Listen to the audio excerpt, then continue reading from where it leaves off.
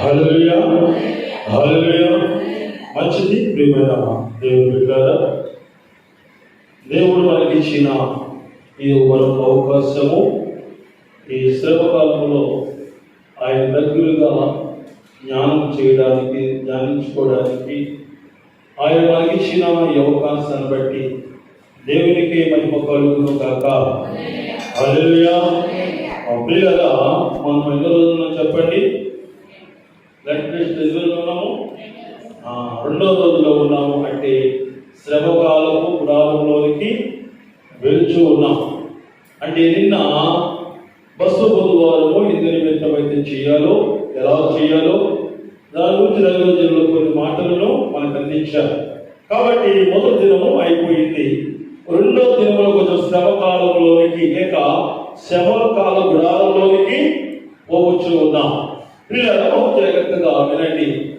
మనము ఈ శ్రమకాలంలోకి వెళుతున్న మనము ఎందుకు వెళుతున్నాము, ఎందుకు నిమిత్తమైతే ప్రవేశిస్తున్నామో ఆలోచన చేసుకుందాం.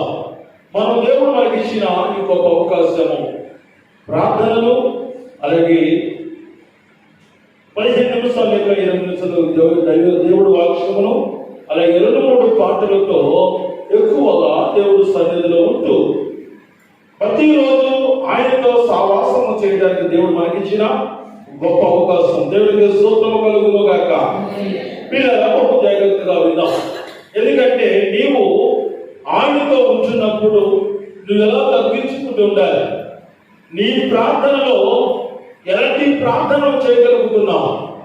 నీవు ప్రార్థించే ముందు లేక ప్రార్థనలో నీవు ప్రారంభించినప్పుడు ఏది ఆశించి ప్రార్థిస్తున్నావు, ఏ ఆలోచనతో ప్రార్థన చేస్తూ ఉన్నావు? నీవు 40 దినాలు దేవుడు నీకు నాకు అనుగ్రహించాడు.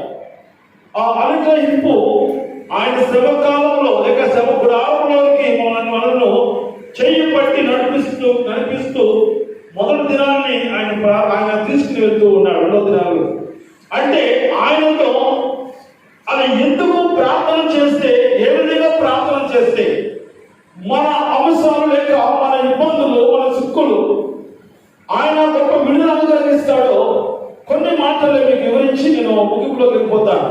పిల్లల యోహాను సువార్త 18వ అధ్యాయము 31 నుండి 34 వరకు చక్కగా అర్థమైన రీతిలో మీరు చదివితే, మీరు చదువుతున్నప్పుడే ఈ వర్తమానం మీకు అర్థమైపోతూ ఉంటుంది. కాబట్టి గమనించండి.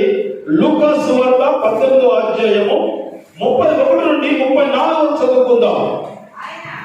ఆయన తన 12 మంది శిష్యులను పిలిచి, ఇదిగో యెరూషలేమునకు వెళుచును. ఆగండి, అక్కడ ఆగండి. పిల్లలా, ఆ 12 మందిని శిశువులను దేవుడు పిలిచాడు. వారితో అనేక ప్రాంతాలలో సువార్తను బోధిస్తూ అనేక మందిని స్వస్థపరుస్తూ తండ్రి తన అప్పచెప్పిన పనిని ఆయన ముగించడానికి ఏ ఉద్దేశము కలిగి ఈ లోకానికి వచ్చాడో ఆ యేసు ప్రభువు వారు ఇదిగో ఆ యెరూషలేము ప్రాంతానికి వెళుతూ ఆ 12 మంది దగ్గర పిలుచుకుని ఆయన వివరిస్తూ ఉన్నాడు.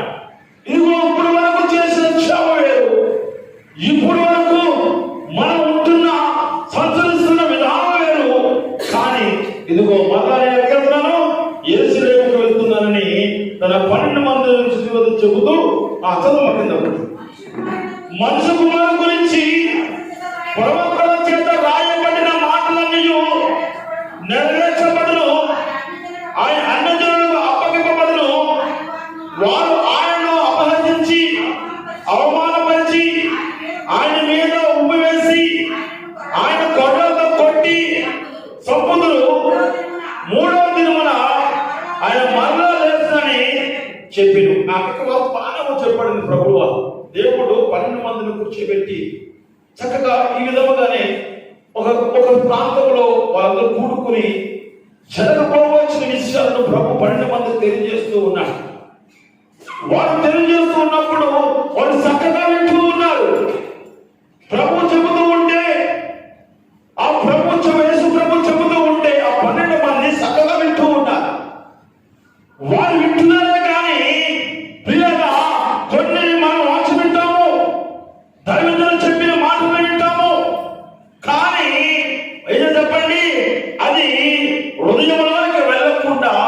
అనేది చెప్పండి ఆటంకపరుచుకుంటూ ఉంటాం.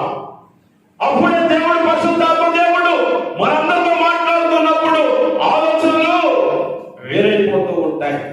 ప్రియులారా, ఇశ్రాయేలు ప్రజలందరినీ ఐగుప్తు దేశం నుండి ఆయన పాలు తేనెలు ప్రవహించి కానాను దేశానికి వారు తీసుకుని వెళ్తూ మాయల మధ్యలో ప్రియులారా మోసే ఇదిగో ప్రభువు దేవుడు పిలిస్తే ఆ పర్వతం మీదకి మోసేలా ప్రియులారా ఈ ఉపవాస ప్రార్థనలు 40 దినాలు ఇదిగో దేవుడు మనకు బయలుపరిచినవి. అలాగే మోసేగా 40 దినాలు ఉన్నారు. పాలు తేనెలు ప్రవహించి కానాను దేశానికి వెళ్ళడానికి ఇశ్రాయేలు ప్రజలు 40 సంవత్సరాలు పట్టింది. అదే ఏలీయా గారికి కూడా ఉపవాసంలో ఉండడానికి 40 సంవత్సరాలు పట్టింది, 40 దినాలు పట్టింది. అలాగే ఆ యులోక రక్షకుడైన నీకుడు నాకు ప్రాణం పెట్టిన యేసయ్య కూడా 40 దినాలే ఆ ఉపవాసం చేశా. దీంట్లో ఉన్న మహిమ, దీంట్లో ఉన్న తేజో మహిమ నువ్వు పొందాలంటే పిల్లరా, ఇదిగో మోసే ఆ పర్వతం మీదకి వెళ్ళాడు, దేవుడితో మాట్లాడు. వారు దేవుడితో సంభాషణ చేస్తూ ఉన్నప్పుడు కింద ఉన్న ప్రజలు ఏం చేస్తున్నారంటే వెళ్ళిపోయాడు, ఇక తిరిగి రాడు, మాకు నడిపించే ఒక దేవుడు మాకు కావాలి అని వాళ్ళందరూ సొంత ఆలోచనలు కలిగి ఏం చెప్పండి ఒక విగ్రహాన్ని లేక ఒక ఆవు దూడలు తయారు చేసుకున్నప్పుడు వెంటనే దేవుడు అంటున్నాడు మోసే త్వరగా వెళ్ళావు. పిల్లలా, ఇదిగో ఈ క్రైస్తవ ప్రార్థన మందిరంలో నువ్వు ఏ విధంగా అయితే నువ్వు ప్రార్థనతో గడుపుతూ ఉంటావో, ఆయన సన్నిధిలో నువ్వు ఎంతవరకు దేవుడితో సహవాసము చేయగలుగుతావో, ఇదిగో మోసేకుండా గొప్ప ధనము, మోసేకుండా ఆ మోసము, ఆ వెలుగు నీవు నీ మోకానికి దేవుడు ఇస్తానికి సిద్ధంగా ఉన్నా. పిల్లరా, అంతమంది కానాను దేశానికి వెళ్ళలేదు, కానీ ఆ దేవుని మీద సంపూర్ణంగా ఆనుకున్న బిడ్డలే ఆ పాలు తేనెలు ప్రవహించి కానాను పరలోకానికి చేరారు. ఇంతమంది ఆ ఆదివారం రాగానే కుర్చీలు పట్టినంతగా అందరూ నిండా వెళ్ళిపోతారండి. పిల్లరా, ఇదిగో ఉపవాస ప్రజలు చాలా వరకు దుఃఖించాము. దైవజనుడు కూడా మాట్లాడు, ఏంటయ్యా బసవనగా అది పండగ, 40 దినాలు దేవుడు వాక్యం ధ్యానించుకోవడానికి ఎలా చెప్పండి ఒక పండగ దినము. నువ్వు 40 రోజులు ఉపవాసం ఉంటావా లేవో నీ ఇష్టం, కానీ పండగ రోజు మట్టికి ఏం చేయాలా, మందిరం నిండగా నువ్వు వచ్చి దేవుణ్ణి ఆరాధించాలి. పిల్లలు తీసుకుని దైవజనులు వాయిద్యాలు తీసుకుని వచ్చారు, కానీ మనం ఎట్ల మట్టికి రాలేదండి. మొదలుబట్టి దాని పోమంటే వద్దంటే వీళ్ళందరూ పోమంట. ఆదివారం వస్తారు, నేనే ముందుంటాను, అడిగితేనేమో కోపం. వీళ్ళరా, నువ్వు పండుగ కూడా నీ మందులో రాకపోతే బసవవారం పండగ 40 దినాల పండగ సందర్భంగా జీవ జ్ఞానాన్ని జ్ఞాపకం చేసుకుంటూ మనము ఒక రోజుని బసవవారం ఏర్పాటు చేసుకుని ప్రార్థన చేస్తే నీ పండుగ వదులుకుని రావాల్సిన వారు ఏదో చెప్పండి రారండి. నా ప్రియులారా, ఇదిగో అందుకనే ప్రభువులు అంటున్నారు కదా, మొదటి వారే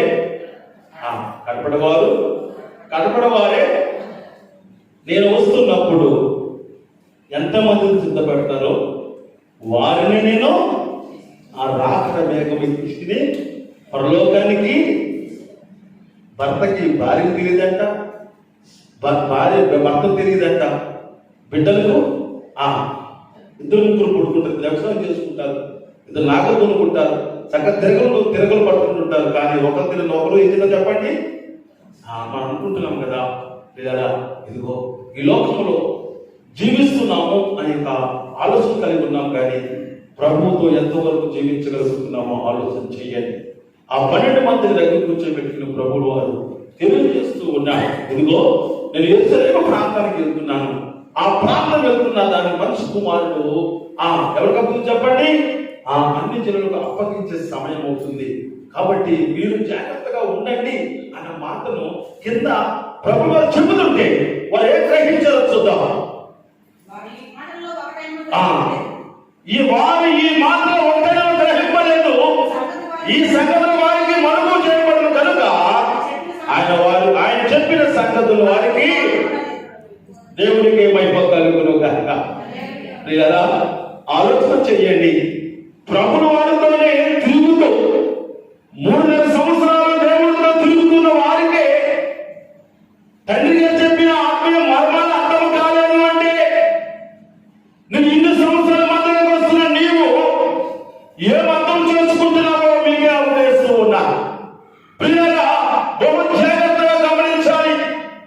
ఇదిగో దేవుడు తన బిడ్డలను పిలుచుకున్నప్పుడు, లేక తన బిడ్డల కొరకు ఆయన ఏర్పాటు చేసినప్పుడు, ఇదిగో నువ్వు ఎంతగా తగ్గించుకుంటావో, ఎంతగా తగ్గించుకుంటావో నీవు అంతగా హెచ్చింపబడతావు. ప్రియులారా, నీ ఇద్దరిని ముగ్గురు చూపించిన ముగ్గురు వెళ్ళిపోతా.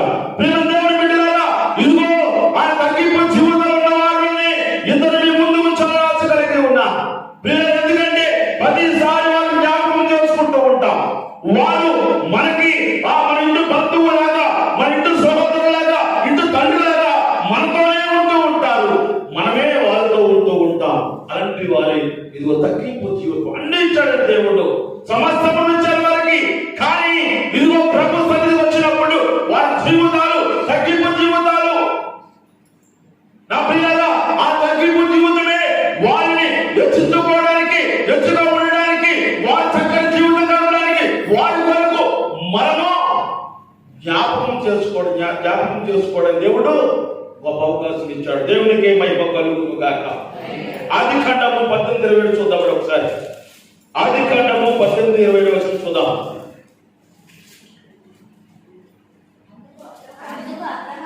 అందుకు అబ్రహాము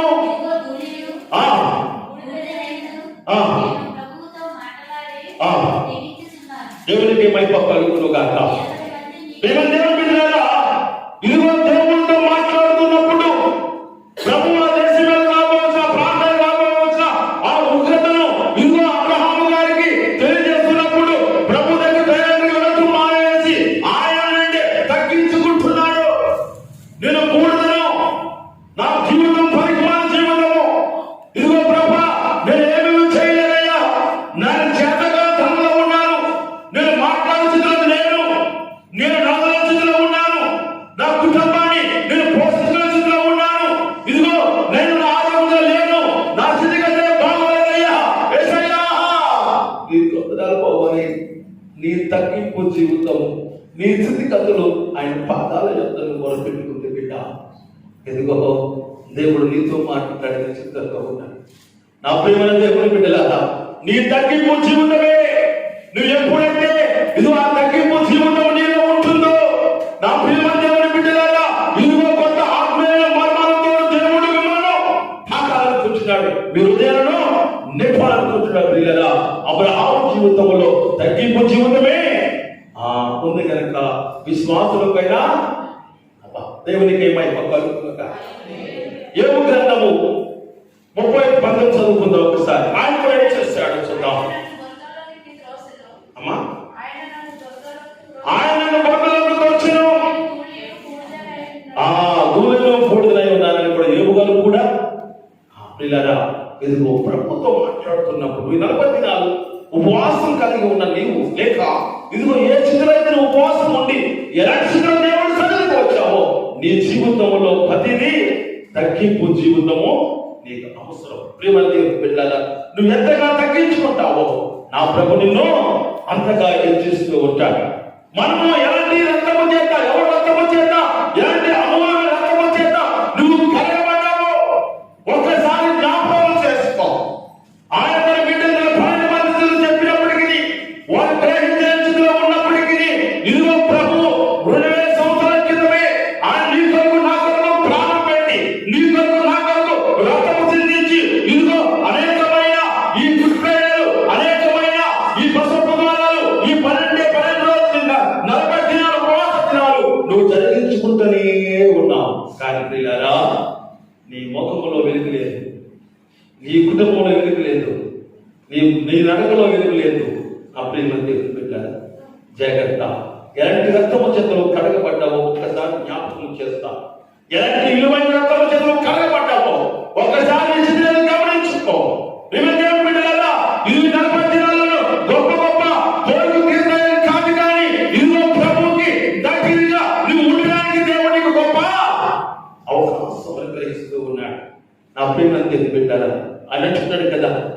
పట్టుదలతో నిన్ను అడుగుతూ నిన్ను నా యొక్క కోమాన్ని తీసుకెళ్తున్నాడు. పేతురు రాసిన మొదటి పత్రిక 1:22 పేతురు రాసిన మొదటి పత్రిక 1:19-20 చదువుకుందాం ఒకసారి. అమూల్యమైన రక్తము చేత అనగా ఆ నిర్దోషమును నిష్కళంకము గొర్రె పిల్ల వంటి క్రీస్తు రక్తము చేత ఆ విమోచము బట్టి వీరని మీరు ఎరుగుదురు కదా ప్రభు అంటున్నాడు. ప్రేమ దేవుని బిడ్డలారా, మనందరితో దేవుడు మాట్లాడుతూ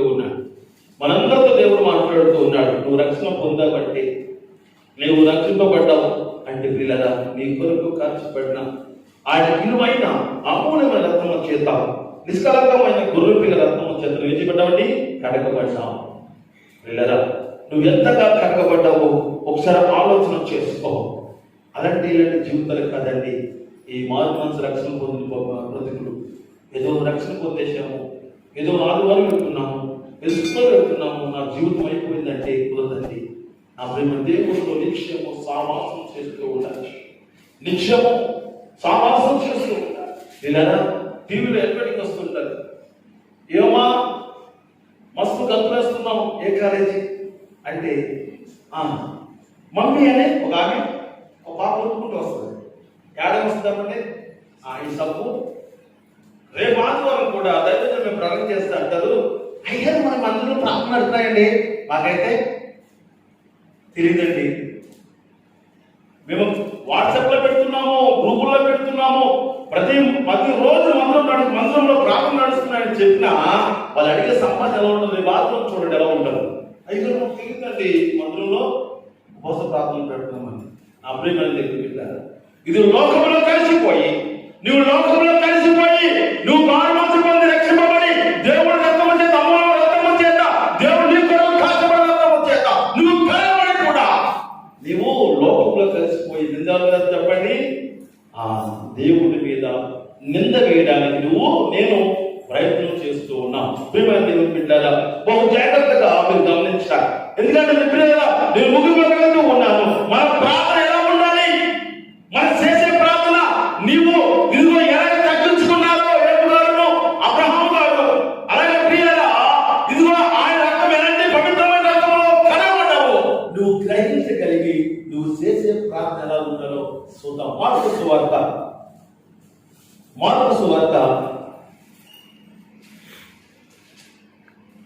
11వ అధ్యాయము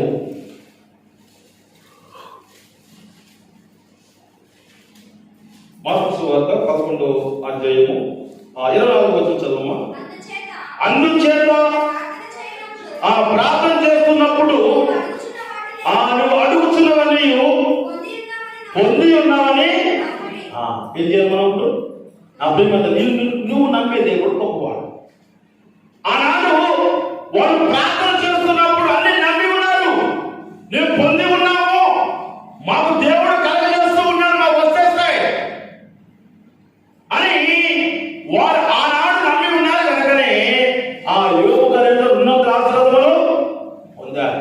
నా ప్రియమైన దేవుడు బిడ్డరా, నీవు ప్రార్థిస్తున్నప్పుడు, నా ప్రియమైన దేవుడు బిడ్డరా, నీవు ప్రార్థిస్తున్నప్పుడు ఏం చేయాలంటే ఇదిగో ప్రార్థన మీరు అడుగుతున్న వాటి వల్ల పొందుతున్నారని మీరు నమ్మాలి. విశ్వాస ప్రార్థనకు వచ్చి వెళితే వచ్చేస్తున్నారు కా. మీరు మందిరానికి వస్తున్నప్పుడు ఆ దేవుడు నాతో మాట్లాడుతాడు, నేను అడిగినవన్నీ నాకు ఇస్తాడు అని నమ్మాలి, విశ్వసించాలి. అప్పుడు నువ్వు ఏ రక్తం చేత కలగబడ్డావో ఆ రక్తానికి విలువ. నీ కొరకు కాచబడిన ఆ రక్తము, నీ కొరకు కాచబడిన ఆ మహోన్నతుడైన ఆ యేసయ్యకు నీ ద్వారా నువ్వు ఎప్పుడైతే నమ్ముతావో, ఎప్పుడైతే ప్రార్థన వచ్చి ప్రభు నేను అడిగినవని ఇస్తున్నావయ్యా అని నువ్వు ఎప్పుడైతే నమ్ముతావో నా ప్రియులారా, ఇదిగో ఆయనకి మహిమ. నువ్వు ఎవరి కొరకంటే ప్రార్థన చేస్తున్నావో, ఏ ఉద్దేశం కలిగి ప్రార్థన చేస్తున్నావో, ఇదిగో ఏ ప్రార్థన కొరకు నువ్వు ప్రార్థన చేస్తున్నావో, ప్రభువా ఇవన్నీ నెరవేరిపోతాయ్యా అని నువ్వు ఎప్పుడైతే నమ్ముతావో ప్రియులారా, నీ కొరకు ఆయన కాచబడ్డ ఆ రక్తానికి విలువ. ఇదిగో నీ కొరకు ప్రాణం పెట్టిన నా యేసయ్యకు మహిమ. ఎందుకంటే 12 మందిని కూర్చోబెట్టుకుని ప్రభు వారు చెప్తూ ఉన్నారు, యెరూషలేము ప్రాంతాలు చెప్తూ ఉన్నారు, నా మనసు కుమారుడు ప్రభుత్వం చేత చెప్పబడిన మాట ప్రకారంగా నేను చెప్పండి అన్ని జనులకు నేను అప్పగింపబోతున్నా అంటే వారికి చెప్తే ఆలోచన తప్పలేదు, అది అర్థం కాలేదు, ఆ మరుగైపోయిందండి ఆ మాట. ప్రేమని దేవుడు ఇంతగా నువ్వు ఎందుకు నిమిత్తం ఉపవాసం ఉంటున్నావో, ఎందుకు నిమిత్తం ఈ 42 days లో నువ్వు పాలు పంచుకుంటున్నావో అది నిన్న మరుగకుండా ప్రభు నేను ఎందుకయ్యా నా కొరకు ఆయన నువ్వు ఇస్తానన్నవి నాకు ఇస్తున్నావు నమ్ముతున్నాను ప్రభు అని విశ్వాసించగలాలి. చాలా మంది కొరకు ప్రార్థన చేస్తున్నాం కదా, వాళ్ళందరూ ఒకప్పుడు ఆ మందిరానికి వస్తారు. ఇదిగో ఒకవేళ దేవుడు పిలుపు మనం అందుకుంటే ఆ లెక్క చూసి చెప్పండి పరలోకంలో చూస్తాం. అప్పుడు ప్రభు అంటే కదా, ఇదిగో ఈ బిడ్డల కొరకు నువ్వు ప్రార్థన చేసావు కాబట్టి ఈ బిడ్డ రక్షించబడ్డాడు, ఇదిగో నువ్వు చేసిన ప్రార్థన వల్ల ఎక్కడ చెప్పండి నా సన్నిధిలో రండి ప్రభు నీ కొరకు ఆ బిడ్డ కొరకు సాక్ష్యం చెప్పినప్పటికీ దేవుడికే మహిమ కలగాలి, దేవుడికే మహిమ కలుగును గాక. నీవున్న ప్రతి విషయంలో కూడా నువ్వేం చేయాలి, దేవుణ్ణి వేడుకుంటూ ఉండాలి, నువ్వు ధైర్యం కలిగి ఉండాలి.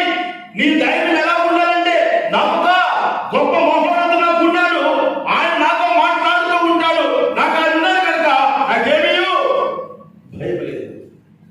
ఆ ధైర్యము మనకి కలిగి ఉండాలి. అడిగినవన్నీ ఇచ్చామో నమ్మన్నా కదా ప్రభు, ఇదిగో అడగడానికి ధైర్యం కావాలి కదా, అడగడానికి ధైర్యం కావాలి కదా ప్రభు అని ఎవరైతే అడుగుతారో కదా ఆ ధైర్యపరిచే దేవుడు కూడా మనతో ఉన్నాడు కనుక అడిగినవాడిని అడిగినవాడిని ఇస్తున్నా నమ్మాలి. ప్రభా నన్ను ధైర్యపరచు ప్రభా, నాతో మాట్లాడు ప్రభు అని నువ్వు అడిగినప్పుడు నువ్వు ధైర్యపరిచే దేవుడు కూడా ఆయనే, ధైర్యపరిచే ఆత్మ నీకు అనుగ్రహిస్తూ ఉంటాడు. యోహాను రాసిన మొదటి పత్రిక 5వ అధ్యాయం 14 ముగించేస్తా. యోహాను రాసిన మొదటి పత్రిక 5వ అధ్యాయం 14 చదివి మొదటి 5వ అధ్యాయం 14 ఆయన బట్టి మనకు కలిగిన ధైర్యం అనగా ఆయన సిద్ధాంతాలుగా మన ఏ జరిగినను దేవునికి మహిమ కలుగును గాక. ఆయన సిద్ధాంతాలలో ఉన్న విషయాలు అడగాలి, ఆయనకి అనుకూలమైనవి అడగాలి. వీళ్ళగా ఈ 40 దినాలు ఎక్కువగా అడగవలసిన ప్రభు నా శరీరానికి బలం దయచే ప్రభు, ఎక్కువ చేపు నేను ప్రార్థించే నాకు బలం దయచే ప్రభు, నేను ఎక్కువ చేపు మోకాల మీద ఉండిన ప్రభు నిన్ను ఏడుకుని కృప నాకు దయచే ప్రభు, నా ఎక్కువలో బలం దయచే ప్రభు. వీళ్ళగా నీవు ప్రార్థన మోకరించి ప్రారంభిస్తే వీళ్ళగా ఆటోమేటిక్ గా దేవుడు మీ కాళ్ళకి మీ ఎముకలకు శక్తిని అనుగ్రహిస్తూ ఉంటాడు. ఆ పిల్లల్ని మోకాలు చెప్పు అన్ని మోకాలు తాకితే నీ ప్రార్థన ఆకాశాన్ని అవుతుంది. పరలోకం ఉన్న ఆ గదులకు పడతాయి. నీకు కావలసిన ఆశీర్వాదం దీవులను మీకు అనుగ్రహిస్తాయి. ప్రియులారా మీ సొంత విషయముల కొరకు మీరు ప్రార్థన తక్కువ చేయండి. ప్రియులారా మీ కొరకు సమస్తమైన వాడే ఆకాశ సింహాసనం చేసుకుని భూమి పాతమీదలో చేసుకున్న యేసయ్య నీ కొరకు నా కొరకు ఆయన చదివిన మరేంటి లేదు. ఆయన మన కొరకు సమస్తము ఎరిగినవాడు. నీ ఆలోచన తెలుసు, నీ నడక తెలుసు, నీ చూపు తెలుసు, నీ మాట తెలుసు. పిల్లలా నీ ఆలోచన సమస్తమని ఎరిగినవాడు కనుక నీ కొరకు తక్కువ చేసుకో ప్రార్థన. నువ్వు చేసే ప్రార్థన నీ కొరకు చేసుకునే ప్రార్థన ఎలా ఉండాలి ప్రభు, నేను ఈ పాపం చేసిన క్షమించాను, ఈ ఆలోచన క్షమించు ప్రభు, నీ ఈ విధంగా బతుకుతున్నానని క్షమించు ప్రభు అని ఆ నీ నోటంట ఆయన పాదల యొక్క ప్రతి దినము ప్రతి గడియ ప్రతి రోజు ఎప్పుడు మోసం తప్ప ప్రభు నేను తప్పైనా క్షమించు నీ నోటంట ప్రభు సన్నిధిలో క్షమాపణే రావాలి. వీళ్ళరా నేనేం చేయలేదు, నేనెందుకు ఒప్పుకోవాలంటే వీళ్ళరా మనం ఒప్పుదల నీకుంటే గొప్పతనంగా ఉండే స్థితి నీకు దేవుడు ఇస్తాడు. ఒప్పుకోలేదు అనుకోండి ఆయన ఇవ్వడం. ఎందుకంటే ఏదో విషయంలో మనకి ఏం చేద్దాం మిస్టేక్ జరుగుతూ ఉంటే ప్రార్థన చేసుకునే ముందు నువ్వు ప్రార్థన మోకరించిన ప్రభు నాకు ప్రార్థన చేసే శక్తి నాకు ఈ ప్రభు, మోకరించుకుని శక్తి నాకు ఈ ప్రభు, ఆయన నా తప్పు నేను ఒప్పుకుంటున్నాను ప్రభు అని ప్రతి దినము ప్రతిరోజు నీ శరీరం ఎలాగైతే నువ్వు నీటి చేత శుభ్రం చేసుకుంటావో నీ హృదయాన్ని కూడా ఇదిగో యేసు రక్తం పరిశుద్ధపరుచుకుంటూ ఉంటాడు. ఇది కదా, ఇది ఉదయకాలము స్నానం చేయకపోతే నీ శరీరం కప్పబడుతుంది కదా. ఇది ఉదయకాలం నుండి సాయంత్రం పడుకున్న వరకు నీ హృదయం ఎన్నెన్నో ఎన్నెన్నో ఎన్నెన్నో ఆలోచన చేస్తూ ఉంటాం, ఎన్నెన్నో చూస్తూ ఉంటాం. తప్పు ఎప్పుడు నీకు పోయిందేమో చెప్పండి. దేవా నా కొరకు ప్రాణం పెట్టింది, ఇదిగో నా సన్ని నిశాంతంగా ఉన్నాను ప్రభావ, నన్ను క్షమించయ్యా, ఇది పలానా నేను పిష్టి చేసిన ప్రభావ, నన్ను క్షమించిన ప్రభావ అని నువ్వు క్షమాపణ ఒప్పుదల చేసుకుని ఆయన రక్తం చేత హృదయం పడుకుని ప్రభావ నేను నీకు అప్పచెప్పుకున్నాను ప్రభావ, నా కుటుంబం పట్ల, నా సంఘం పట్ల, నా దైవజన కుటుంబాల పట్ల, నువ్వు ఉంటున్న ప్రాంతం పట్ల నీ సిద్ధమైన కానీ నువ్వు అన్నప్పుడు పిల్లరా నీ మాట కానీ నీ ఆత్మగా దాంట్లో ఉండదు. ఎందుకంటే ఆయన సిద్ధమే జరుగుతుందా కారణం, ఆయన ఆలోచన ఎలా ఉందో, ఆయన ప్రణాళిక ఎలా ఉందో ఇవన్నీ దేవుడు నీతో ఆయన చూసుకుంటాడు. కనుక నీవు తగ్గించుకునే జీవితము ఆయన సన్నిధిలో ఉంటే పిల్లరా హెచ్చుకపడతాం, నువ్వు హెచ్చుకపడతాం, ఒక ఉన్నతమైన స్థానం మనందరినీ దేవుడు నడిపిస్తాడు. కాబట్టి ఈ లెక్క డేస్ సమయంలో 40 దినాలు ఒక్కొక్క రోజు ఒక్కొక్క వాగ్దానాలు, ఒక్కొక్క రోజు ఒక్కొక్క వాక్యాలు మీతో పంచుకుంటూ ఉంటాం. కాబట్టి మీరు ఎక్కువగా మీ జీవితాల్లో తగ్గింపు జీవితాలు ఉండాలి. ప్రతి విషయంలోనూ నోరు, ఆ కళ్ళు చూపు, హృదయ ఆలోచన కూడా పర్ఫెక్ట్ గా ఉండడానికి ఇప్పుడే కదండి, ఇప్పుడు జీవితం బతుకున్నంతగా ఉండాలి. ప్రియులరా ఇంకా ఏమైనా పొరపాటు ఉంటే ఈ లెక్క డేస్ లో మన బతుకులను సరి చేసుకుందాం. కాబట్టి శ్రమల కాలం అంటే శ్రమల కాల గుడారంలోకి రెండవది అంటే ఆ శ్రమకాల గుడారం యెరూషలేములోనికి ఆ ప్రభువు వారు ఎలాగైతే తిరుగుతూ ఉన్నాడో ఈ 40 దినాల శ్రమంలోనికి ఆ శ్రమకాలంలోకి జ్ఞాపకం చేసుకుంటూ మన బతుకులు సరి చేసుకుంటూ మనం ఏం చెప్పండి ప్రయాణం చేస్తూ ఉన్నాం. కాబట్టి మొదటి రోజు అయిపోయింది, రెండవ రోజు వచ్చాము, ఇక మూడో రోజు 40 ఎంతనే ఉంటాం. కాబట్టి మన బ్రతుకులో మార్పు, మన మొక్కల్లో చక్కటి చిరునవ్వు, ఇది తిరిగి నేను నీరసంగా ఉన్నాను, ఉపవాసం బలహీనంగా నీ మొహంలో కనిపించకుండా గొప్ప వెలుగు నీ మొహంలో, గొప్ప మార్పు ఈ కుటుంబంలో, ఈ ప్రాంతంలో కూడా దేవుడు మీకన్నా ఈ అడుగుగా మనందరికీ అనుగ్రహింపబడును గాక. ఆమేన్. ప్రేమ గల సర్వపరలో తండ్రి, మీ బంగారు పాదములకు వందనాలయ్యా. ఆయన కాలంలో తీసుకుని వెళ్తూ ఉన్నాం. ఆనాడు 12 మందికి